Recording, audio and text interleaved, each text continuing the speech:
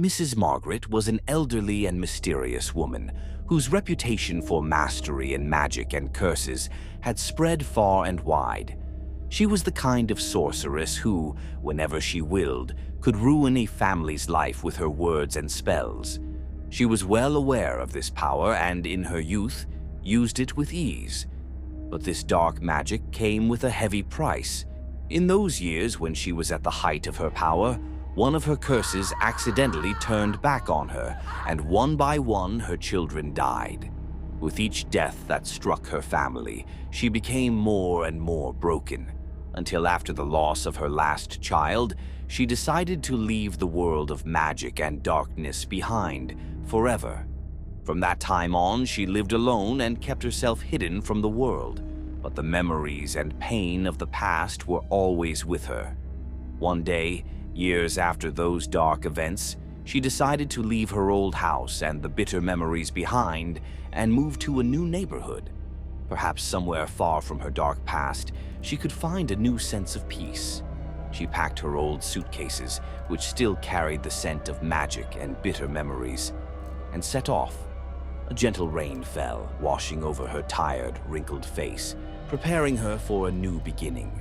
When Mrs. Margaret arrived in the new neighborhood, she chose an old and slightly abandoned house at the end of a narrow alley.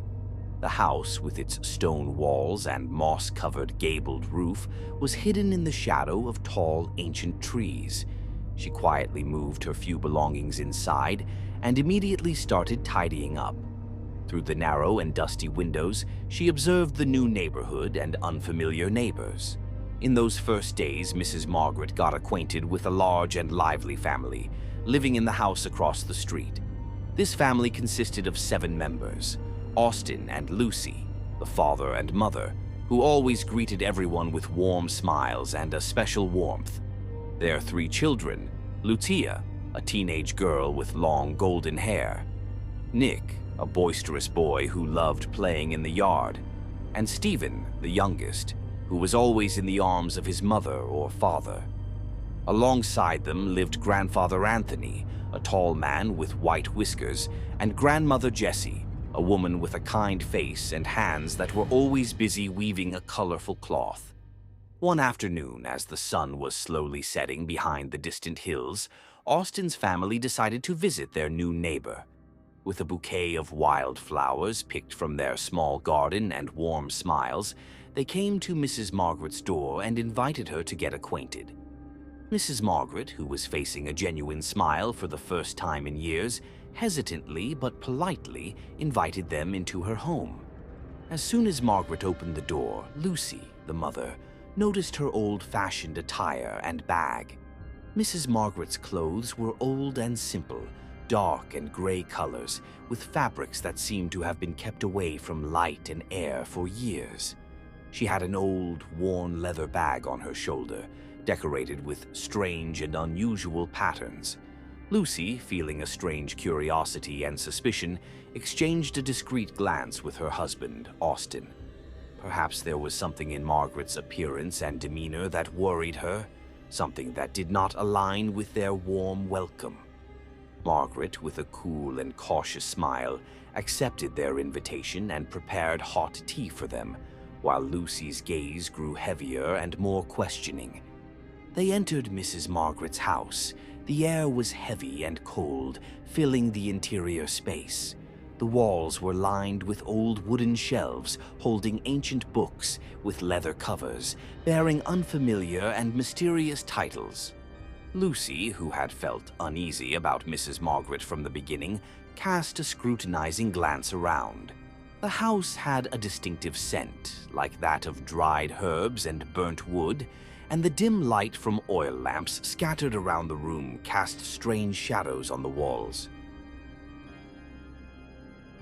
On a small table in the corner, several half-burned candles stood alongside a collection of odd items: wooden boxes with ancient engravings, pieces of stone and crystal, and a few dry twigs arranged in a curious pattern.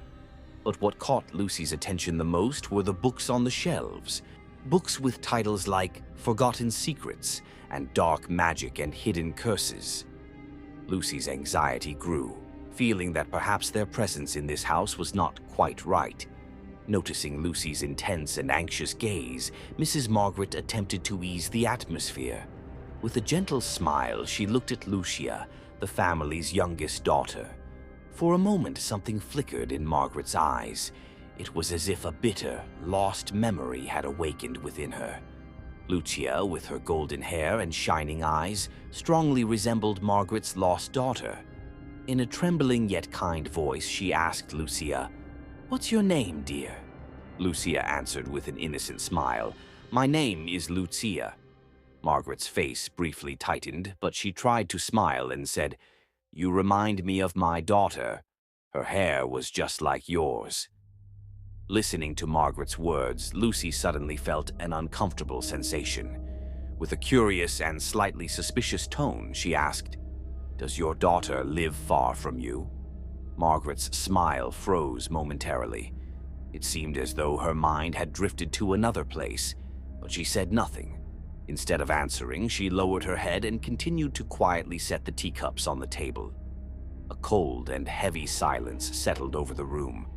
Lucy, whose doubts and suspicions about the old woman were growing with each passing moment, decided to use this opportunity to take a closer look around the house, away from Margaret's eyes.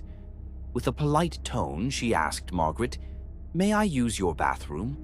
Margaret nodded gently and said, "Of course, the bathroom is next to the first bedroom." Lucy carefully and slowly made her way to the bathroom. As she passed by the first bedroom, the door was slightly ajar. A faint light from inside the room spilled into the hallway.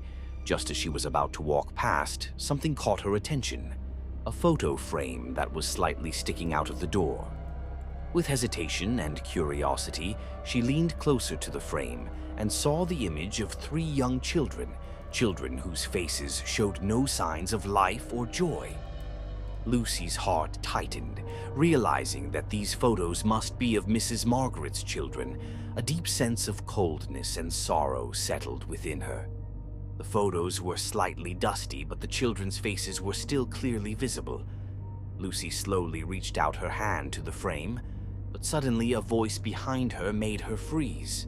Lucy, who was staring at the old photos, suddenly heard a whisper, like an indistinct voice behind her. The voice, in a slow and warning tone, said, "Save yourself." Lucy shuddered with fear and immediately turned around.